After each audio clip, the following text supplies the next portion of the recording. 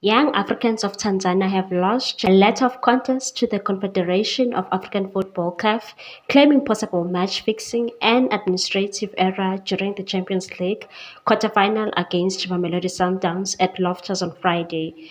Sundowns prevailed 3-2 on penalties after they could not be separated over two legs. The match at Loftus was dominated by a moment of controversy in the second half when what looked like a legitimate goal by Stefan Aziz was disallowed.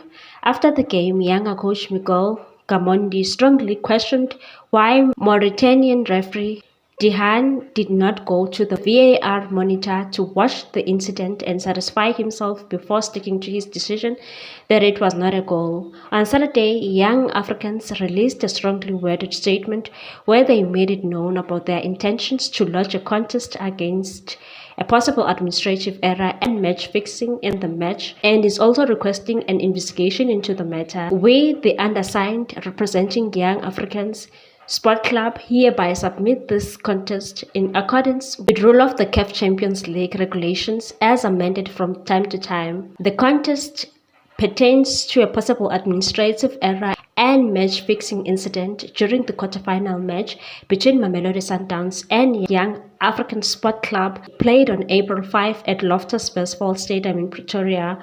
During the match, in the 57th minute, Young African Sport Club player Aziz scored a clear goal, which was denied by the entire team of referees led by Mr. Dahin from Mauritania.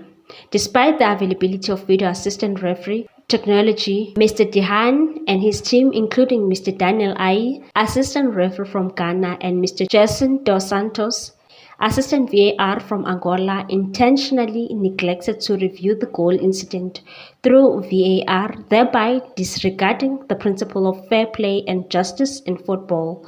Young Africans' alleged actions by the referee team indicate a deliberate attempt to influence the outcome of the match in the favor of Mamelodi Sundowns.